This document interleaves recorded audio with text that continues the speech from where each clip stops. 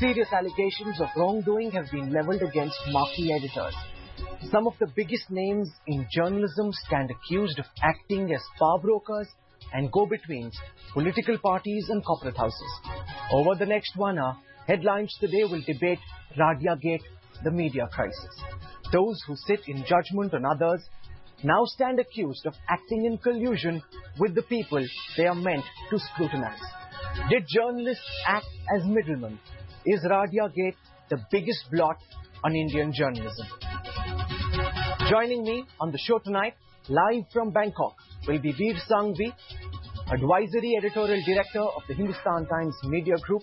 This is the first time Vir will be taking on direct questions on the serious allegations leveled against him.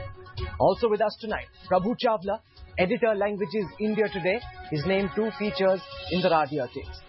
We'll have with us live from Chennai, N. Ram, Editor-in-Chief of the Hindu newspaper. With me in the studio, Editorial Director of the India Today magazine, M.J. Akbar. For a perspective from a lobbyist, I'll be joined by Dilip Cherian, Consulting Partner, Perfect Relations. For a perspective from Open Magazine, the publication that first carried these conversations, we will have Hartosh Bal, Political Editor, Open. I also want to tell our viewers that Headlines Today approached Barkha Dutt and M.K. Venu, inviting them to participate in this discussion, but they declined. During the course of the show, we will be playing out excerpts of the conversations these journalists have had with Nira Radia and asking them whether they crossed journalism's Lakshman Rekha. We've also invited our viewers to send their questions for these journalists. This is a live show. You can post your tweets on the ID coming up on your screen, and we will carry your tweets during this discussion. We begin tonight's show by playing out excerpts from the conversation that Vir Sanghvi had with corporate lobbyist Nira Radia. The tapes were first carried by Open Magazine and then by Outlook. The conversation happened on the 20th of June 2009, a Saturday. It discusses points that should be part of Vir Sanghvi's Sunday column, Counterpoint. Let's hear it.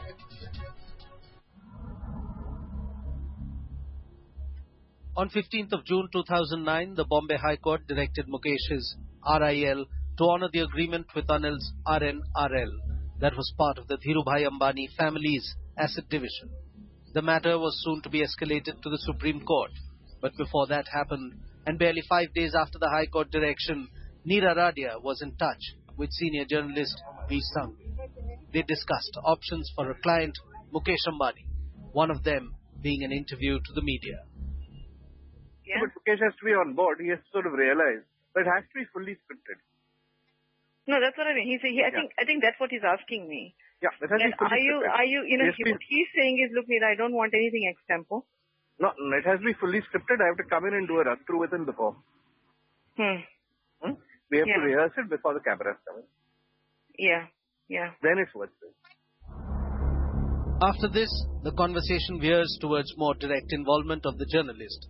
Vir Sanghvi talks to Radia about what he should write in his column, Counterpoint, on the English daily Hindustan Times. Here, the culture of, if we set up a power plant in Shahpur, which Rohit will brief you, or you're setting up a power plant in Dadri, one would ask the question, have you actually even done anything for those people, even though you're taking their land from them? Yeah. I can say today, with my hand on my heart, that whether it is Kalinganagar where we are fighting the Maoists, or whether it is Singur where we fought Mamta, we continued doing work, whether our plant came up or not, eventually. Exactly. So when you say... what kind of story do you want? Because this will go as counterpoint, so it will be like most read. So it can't seem too slanted, yet it's an ideal opportunity to get all the points across. But basically the point is that what has happened as far as the High Court is concerned is a very painful thing for the country, because this is what is done is against national interest. Okay. I think that's the underlying message. Okay, that message we'll do. That the allocation of resources, which are scarce national resources of the poor country, cannot be done in this arbitrary fashion to benefit few rich people. That's right. That message we'll get across. So what other points do we need to make? I think we need to say that it's a lesson for the corporate world that they need to think through whenever they want to look at this, whether they really seriously do give back to society. So I will link it to the election verdict. The fact that there's been so much NREGA, that Sonia is committed to including everybody. that it should be inclusive growth. It shouldn't just benefit a few fat cats. It shouldn't be cronyism. It shouldn't be arbitrary. That how the message for this 5 years of Manmohan Singh should be that you have to put an end to this kind of allocation of scarce resources on the basis of corruption and arbitrariness at the cost of the country. Otherwise, the country will not forgive you. Yeah, but Vir, you have to keep in mind that the fact that he's been given the gas field by the government to operate, he spent $10 billion on it. Okay. Anil Ambani is getting the benefit of without spending a cent on it. I'll make those points. In the conversation that follows, Nira Radia very clearly highlights the points that should be part of Vir Sanghvi's article the next day, June 21st, 2009.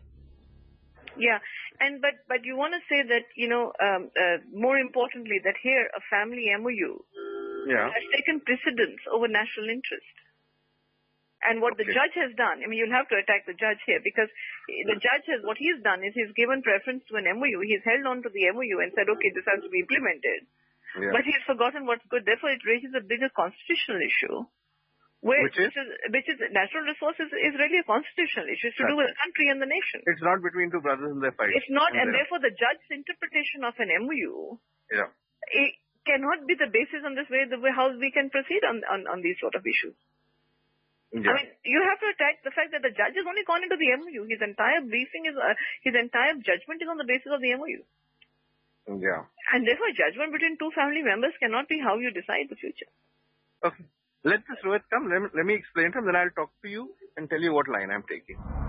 In his defense, Vir Sanghvi said that it is not possible to remember verbatim every conversation that a person has had 19 months ago.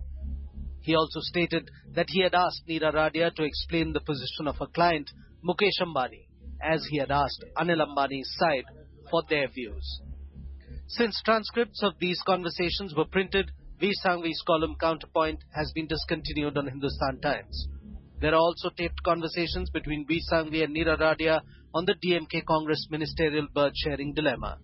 To these, Vir had reacted saying that Ms. Radia called several journalists, including me, to ask us to convey a message to any Congress leader we met in the course of our work.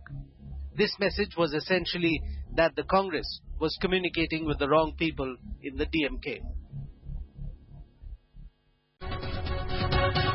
Barkha Dutt too figures prominently in these tapes. We invited her to be a part of this show to explain her point of view, but Barkha declined. She claims she has nothing more to add after her defense on NDTV last night. We are now going to play out excerpts from the tape where Barkha figures. The general elections were over and the winning combination was once again all set to take reins of power.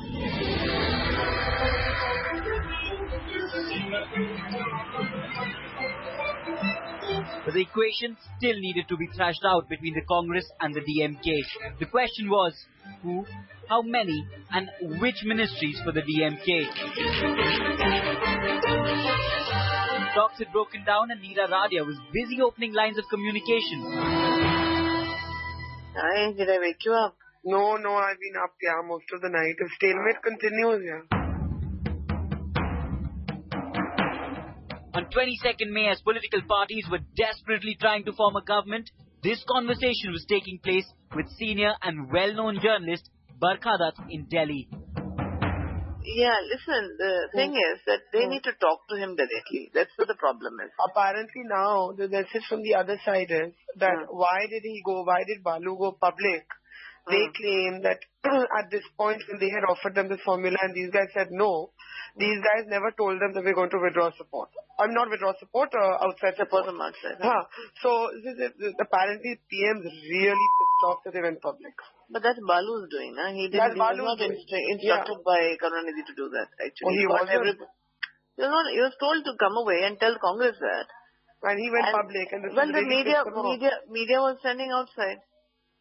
Oh God. So now what? What should I tell them? Tell me, what should I tell them? But you see the problem right now is also... Not a very normal reaction for a journalist talking to an information source. The telephone conversation continues between the well-known lobbyist and the journalist. Congress is sending messages through media and through various sources saying that, and Maran is going on telling everyone that he is the only acceptable person. Yeah. That I know. Yeah, but that's not correct, na? No, I know. We've taken that off. But the Congress needs to tell Karunanidhi that we have not said anything about Maran. Okay, let me talk to them again. Yeah, the choice of candidate we will leave to you. We have some reservation about Balu. Yeah. And let them tell the reservation, and we have not said anything about Maran.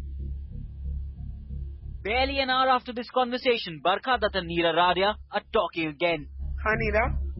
What I'm told is that Congress... And this time the journalist assures the lobbyist of direct intervention. She says she'll speak to Ghulam Nabi Azad about Radia's proposal.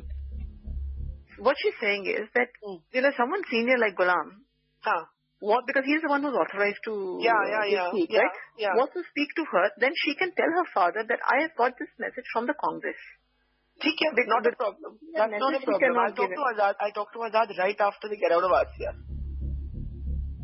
And a few hours later, in another telephonic conversation, Barkha confirms that she's been successful in relaying information. They will speak to her. Yeah. Who? Ghulam, yeah. When direct conversation between Congress and DMK was not possible, Nira Radia, through Barkha Dutt, had managed the exchange of critical information between two political parties. In her defense, journalist Barkha Dutt has contended that the conversations were all about news developments within the DMK and the Congress. And nothing she said was different from what was being reported on TV minute by minute. Barkha responded by writing, "As a matter of record, I never passed on any message to any Congress leader. But because she was a useful news source, the message seemed innocuous. I told her I would. Ultimately, I did no more than humor a source who was providing me information during a rapidly changing news story." Later in her own TV show, Barkha Dutt said that while she had made an error of judgment, that was no reason to question her integrity as a journalist. Another journalist who features in the Radia tapes is Prabhu Chavala, editor, Languages of India Today. Let's take a listen to some of the excerpts of his conversations with Nira Radia. Our panel is through and we begin our discussion on the other side of these excerpts. Hi, Prabhu. Yeah, tell me now. Nothing. I was just wanting to try and understand from you. You always have a very good perspective. On what? On everything, babe. Generally, you have a good perspective. I was trying to understand what is your view of this great historic judgment. Which one? The Bombay one? Bombay one, which takes the family pact above the national interest. You see, when the brothers are involved, the nation also gets involved, na? कि judgment से खिलाफ आ रहा है? हाँ, arrogant है ना, उसको तो अब क्या करें? उसकी arrogance दोनों भाइयों की समझ में नहीं आती मेरे को. नहीं, but Prabhu, tell me one thing. Judgment is fixed, right? देखो, in this country दोनों साइड में फिक्स करने की कैपेसिटी है. पर बड़ा भाई जो है ना, छोटा भाई मोबाइल ज्यादा है, पैसे कम कर सकता है, कंजूस है सबसे ज्यादा. But he is more mobile than the elder brother. Elder brother doesn't want to go beyond what Dhirubhai left behind with him. Men or people, whatever. I think you're getting what I'm telling. I understand. So he is totally dependent on the people who Dhirubhai created. They were relevant at that point of time. Now they are not relevant. So he has developed new sources, new context, new way of thinking. So that can be a possibility of Mukesh. So अपना उसकी wife भी थोड़ा dictate ज्यादा करती होगी, अनिल की wife नहीं करती है. So the way things are moving, Mukesh, poor fellow, is not able to get the right feedback because of insulation from various other sources. And I know what he's doing on the Supreme Court front, various things, which is not the way to go about. Before, what he's doing, it is known to every rest of the world, which is not good. Usko thoda, if he has to, because everything is fixed now these days. Supreme Court mein reverse ho gaya. So he's finished forever, yeah. If he doesn't get a favorable judgment from Supreme Court, then he's finished, na? But if you have access to Mukesh, but just convey him the way he's going about the Supreme Court is not, I won't give you anything more than that. It's not the right way. No, not the right way. Matlab, you're saying that he's going to Supreme Court, he shouldn't go to Supreme Court. No. The way he's going to Supreme Court. I won't tell you more than that. The two people which he